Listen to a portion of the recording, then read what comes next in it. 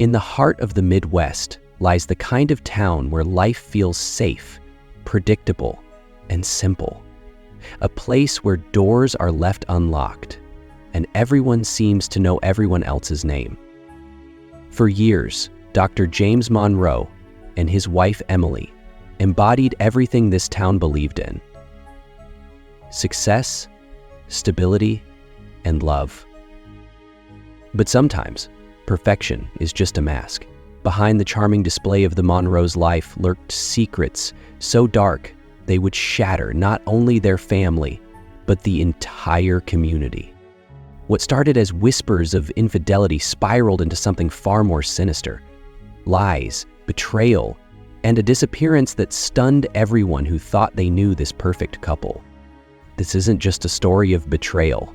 It's a story of deception, manipulation, and a twist no one saw coming. Stay with us as we unravel the shocking truth behind the doctor's deadly secret. Dr. James Monroe wasn't just a doctor. He was a pillar of the community. Patients trusted him, neighbors admired him, and his calm, caring demeanor made him the kind of man people would turn to in their darkest moments. At the local clinic, he was always ready with a reassuring smile, taking time to listen, to heal, to help. Emily Monroe, his wife, was equally beloved. Whether organizing fundraisers, volunteering at church events, or lending a helping hand to neighbors in need, Emily seemed to be the heart of the community, a woman who radiated warmth and generosity.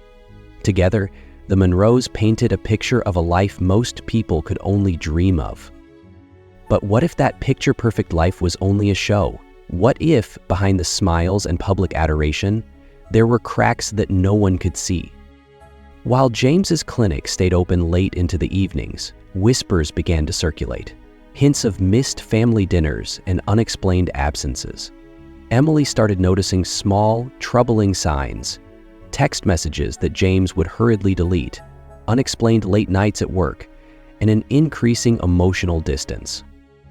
Then there was Anna, a nurse at the clinic, trusted by both James and Emily.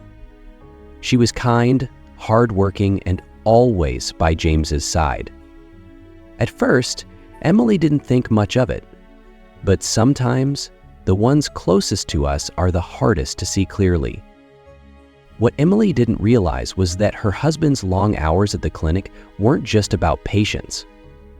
For years, James had been hiding something, a secret that would not only destroy their marriage, but also unravel the very nature of their carefully built lives. How far can betrayal go before it destroys everything? And how long can someone hide the truth before it catches up with them? Emily Monroe had always trusted her instincts, but lately, something felt off. James's late nights, his guarded demeanor, and the faint scent of unfamiliar perfume on his clothes. It all pointed to something she could no longer ignore. One evening, while James was showering, Emily picked up his phone. What she found would shatter her world. There they were, messages from Anna, the nurse at James's clinic. At first glance, they seemed professional, talks of schedules and patient cases, but as she scrolled, the tone shifted. Late-night texts, filled with intimate jokes, affectionate nicknames, and words that no colleague would ever exchange with another. The evidence didn't stop there. Emily found photos, casual, seemingly harmless pictures of Anna smiling at the clinic, but with captions that told a different story. One read, "Can't wait to see you tomorrow," followed by a heart emoji. As she pieced it together, Emily's stomach churned. There were receipts for expensive dinners she hadn't attended, gifts she'd never received, and cryptic calendar entries that lined up perfectly with the nights James had claimed to be working late. The weight of it all came crashing down when Emily uncovered a voicemail. Anna's voice, soft and affectionate, saying, "I miss you, James. Last night was amazing."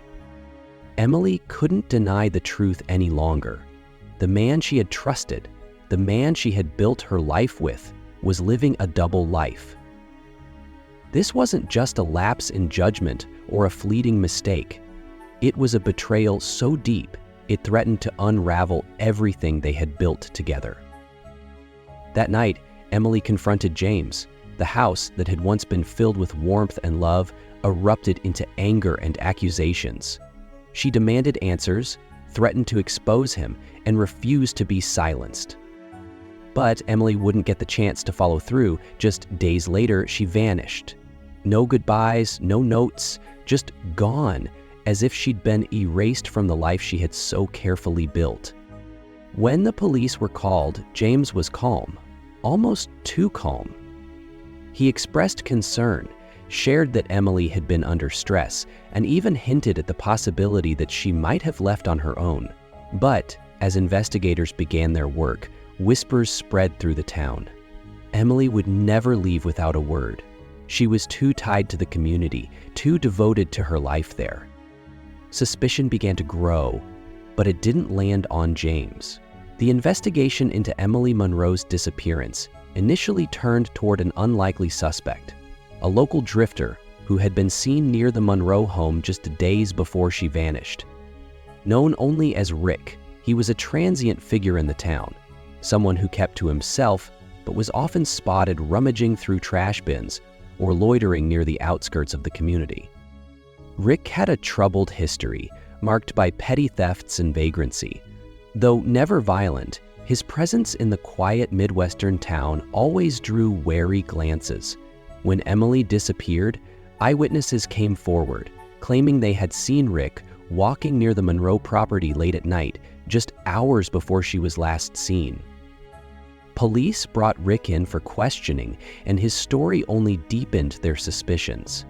He admitted to being near the house, but insisted he was simply passing through. However, his disheveled appearance and vague answers raised eyebrows. Rick struggled to explain where he had been during the critical hours of Emily's disappearance, offering conflicting timelines and vague alibis. Adding to the suspicion were rumors from neighbors who claimed Rick had once been overheard muttering angrily about rich folks in town, feeding speculation that he might have harbored resentment toward the Monroes. The case against him seemed circumstantial but compelling. A man with no roots in the town, a questionable history, and the misfortune of being in the wrong place at the wrong time. For days, whispers of Rick's possible involvement dominated the town's conversations. But as investigators dug deeper, they found no concrete evidence linking Rick to Emily's disappearance, no stolen items from the Monroe home, no trace of Emily's belongings in his possession, and no eyewitness who could place him with Emily. It was a dead end. Rick's brief stint as the prime suspect underscored the desperation of the investigation and how quickly the town was willing to find someone to blame. But as the focus shifted back to the Monroe family, it became clear that the real story lay much closer to home. Meanwhile, James's composed demeanor raised quiet doubts. To those who knew him, it seemed almost rehearsed. Investigators noted his unflinching responses and his careful avoidance of details that might implicate him. But behind the scenes, there was someone else. A struggling patient who had been under James's care. Someone vulnerable, desperate, and entirely unaware that they were being drawn into a web of manipulation that would later take this case to an even darker place. Had Emily truly walked away from her life, or was her disappearance part of something far more sinister? And what role, if any, did the respected Dr. Monroe play in her vanishing? After weeks of searching for answers, the investigation took a shocking turn. A critical piece of evidence emerged. Evidence that tied Dr. James Monroe to something far darker than anyone had imagined. Hidden financial transactions, incriminating messages, and a tangled paper trail pointed to a sinister plot. James hadn't just betrayed his wife with an affair. He had orchestrated a plan to have Emily killed. But he hadn't acted alone. Investigators uncovered the involvement of one of his patients, a vulnerable individual who trusted James implicitly. Under intense interrogation, the patient broke down, confessing their role in the plan. They had been manipulated by James, who preyed on their financial struggles and emotional instability. James had painted Emily as an obstacle to his happiness, someone whose removal was not just necessary but justified. The revelations sent shockwaves through the community. Dr. Monroe, the kind-hearted doctor everyone admired, was now a man accused of preying on the weakest among them, twisting their desperation into his own weapon. It seemed the case was finally solved. But just as the community began to process the horror, the case took another shocking turn. In a packed courtroom, James delivered a statement that left everyone stunned. "Emily's alive.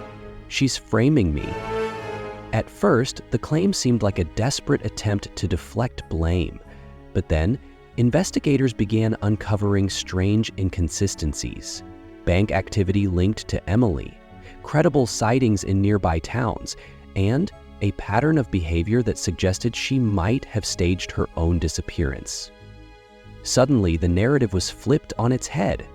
Had James really masterminded a murder, or was he the victim of an elaborate scheme?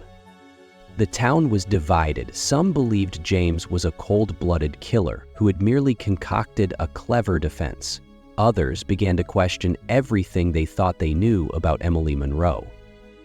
In a case filled with lies and betrayal, one question loomed larger than all the rest. Who was truly the villain in this twisted tale of love and deception? As the investigation deepened, the truth about Emily's disappearance began to take shape. Piece by piece, investigators started uncovering a chilling reality. Emily hadn't been a victim. She had been the mastermind all along.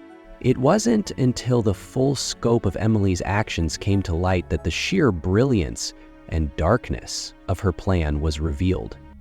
For months, maybe even years, she had been preparing for this moment, setting the stage for a disappearance that would shock the town and bring her husband James to his knees.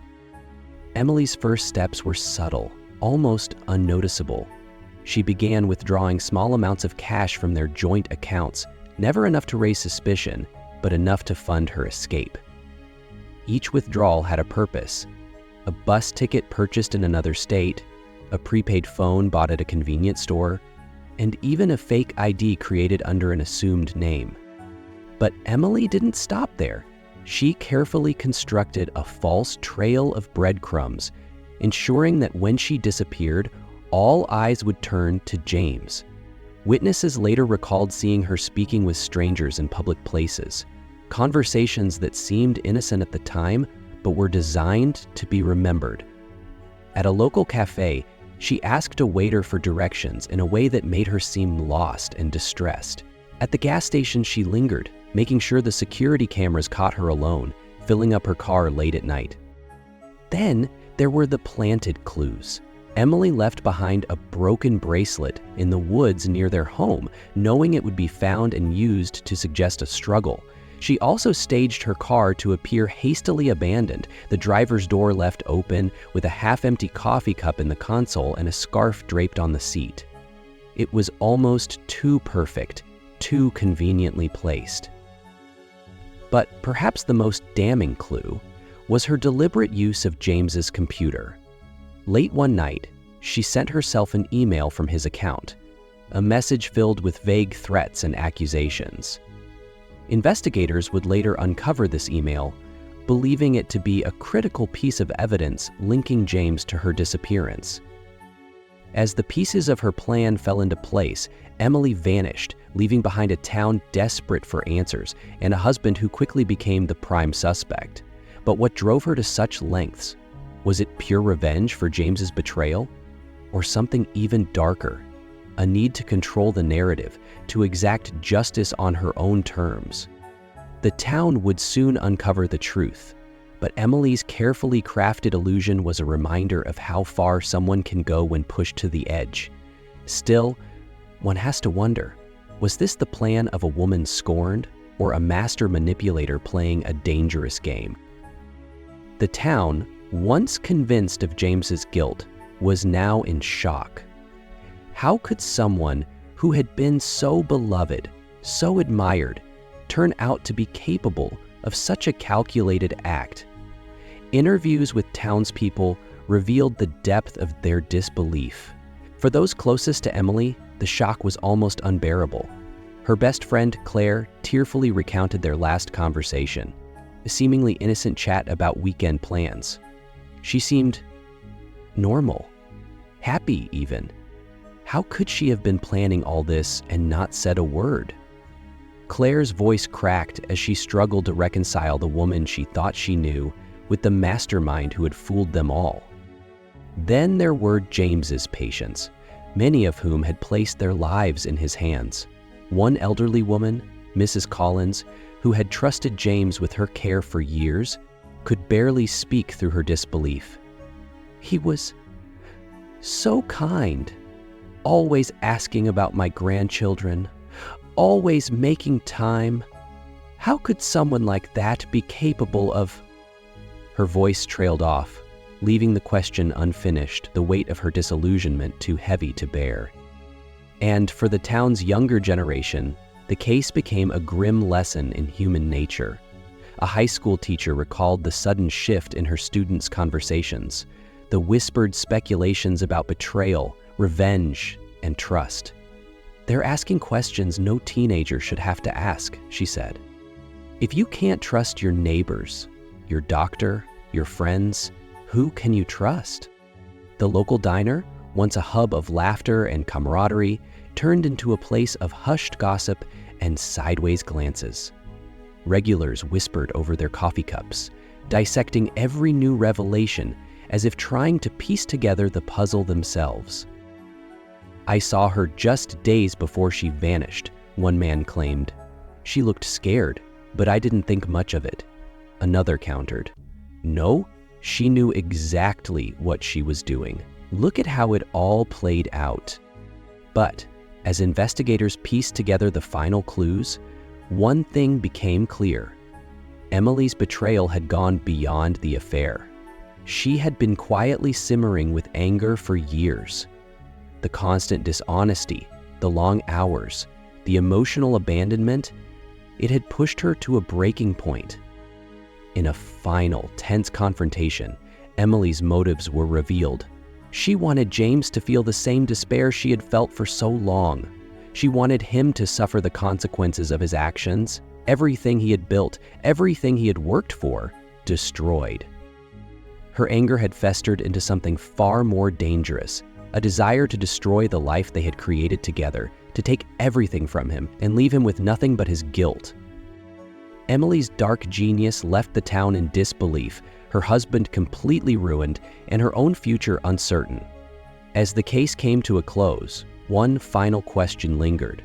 Was this the ultimate act of revenge, or was it the tragic end of a once perfect life? The aftermath of Emily Monroe's scheme left the town in ruins. Trust, once a cornerstone of their tight-knit community, had been shattered. Neighbors, friends, and even those closest to the Monroes were left questioning everything they thought they knew. How could someone so beloved, so trusted, have harbored such a dark secret? How could a woman, who once seemed so gentle and caring, be capable of such a chilling, calculated act of betrayal? James Monroe, once a respected pillar of the community, was left to pick up the pieces of his shattered life. His reputation was destroyed, his career in tatters, and the very people who once relied on him turned their backs. The affair, the murder plot, and his role in it would haunt him forever. But perhaps the greatest punishment of all was that he had lost everything, including the love of the woman he had once sworn to protect. As for Emily, her fate took a different turn. The life she had planned, one of secrecy, manipulation, and revenge, came at a steep cost. After her true role was exposed, Emily faced not only legal consequences, but the harsh reality that she had sacrificed everything she once held dear. Her future, once filled with promise, was now uncertain. In the end, this wasn't just a crime, it was a masterclass in deception and betrayal. A web so intricately woven that no one, not even the closest to the couple, could have predicted the truth behind it. But the question remains, Was Emily a victim turned avenger, or was she the true villain of the story? What drives a person to go so far for revenge? We want to know what you think. Was Emily justified in her actions, or did she cross a line that can never be undone? Let us know in the comments, and don't forget to subscribe